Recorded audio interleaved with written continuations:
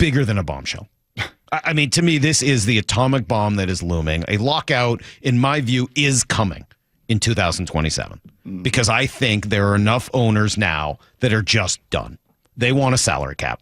This is, and they're looking at it and saying, this is stupid. All of the other sports have this.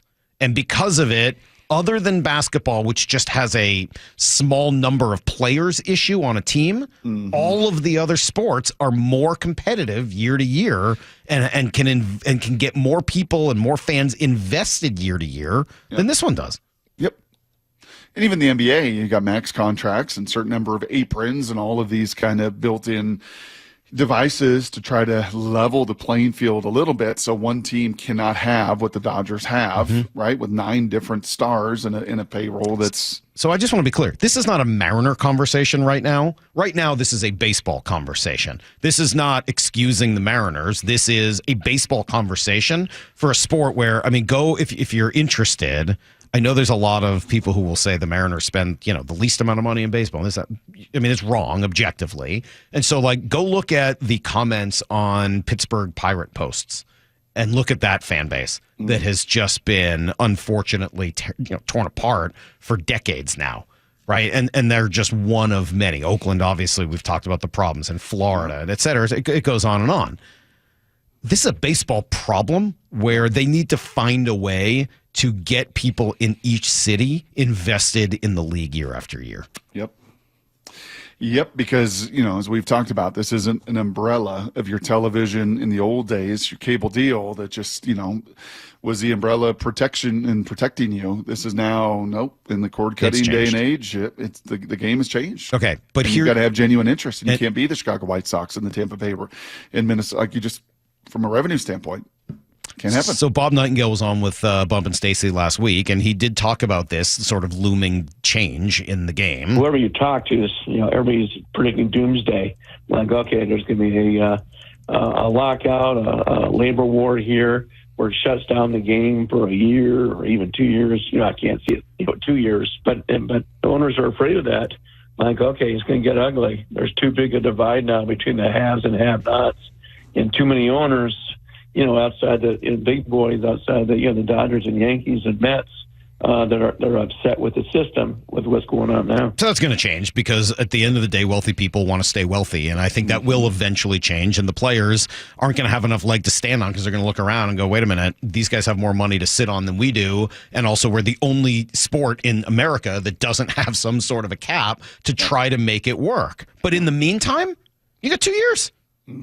That may very well be the case, and owners may be, stuffing their pockets to try to, squirrel away nuts for the future. But you still got 2 seasons to go. And if that's the case, and that's the direction many owners are going, and you're the Mariners baseball ops department, you got 2 years to make this happen, regardless of what that budget is. That's why I laid out the scenario I did on Friday, not because it's the only way or even that it would necessarily work. The scenario I laid out on Friday was this.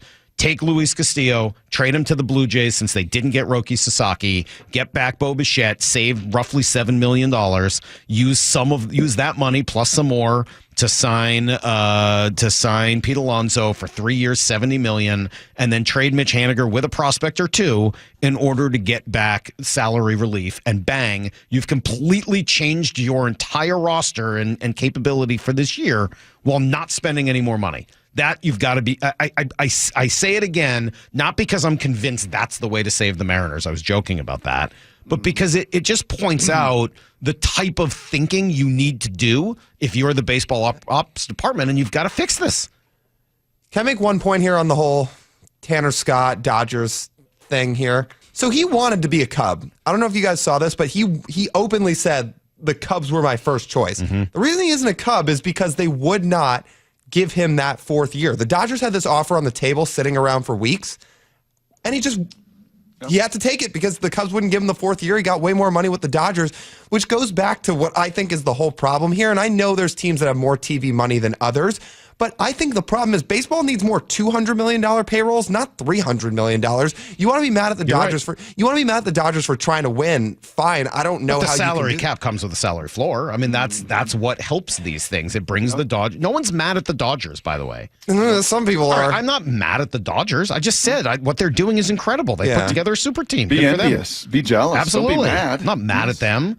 But baseball at some point needs to step in and say, how are we going to make this right for all of the teams? Yeah. That's not the Dodgers' fault. It's the A's fault, and it's the Pirates' fault, and the Rays' fault, and everything else. I think it's more than that. I think there's let me throw one other question at you. I don't know the case here, but this is my memory of the last big hockey lockouts. That's like over 20 years ago now.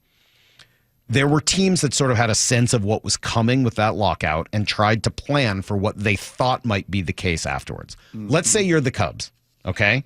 And you think there's going to be 2 years of baseball and then a year of a lockout, and then they're going to come back in what would be the fourth year of that Tanner Scott deal. And you think when they come back, there's going to be a completely new system with a salary cap in place. And you don't want at that point to have any 17 million plus attached to a reliever who at that point is probably going to be in the back end of his lifespan as a pitcher. Is there anything to be said for that? I'm not saying that that's like the right way to handle it, but I wonder if that's in the back of their mind. Well, and I wonder if you're a Mariner fan, and I know that many of them believe this, then go all in for 2 years. Go pay Bregman 2 years, $80 million. Go pay Pete Alonso 2 years, $80 million. Right, go do something for 2 years on the short end, or 1 year. Like, if the market continues to be this way for the next 20-something days or month as we get into spring training, and some of these guys are out there, why not do an incredibly short deal and try to take advantage of the market in that way? I think my answer to your question, Salk, is maybe you're right, but it still just rubs me the wrong way that the Cubs are a $4 billion franchise in a massive market that wouldn't give a top reliever one extra year. And, I think you can get it wrong. I was in Boston at the time, and the Bruins bet all of their whole everything on this is what it's going to look like when they came out of the lockout, and it didn't look that way. And they were awful. For the next few years, they'd built this pretty good team that was terrible. So I'm not saying that's the right way to handle it, but it's something that's been in the back of my mind is I wonder if some of these owners think, hey, this is all about to change. I got to just sort of, suffer through 2 more years, deal with a lockout year, and then everything's going to change after that. We'll see.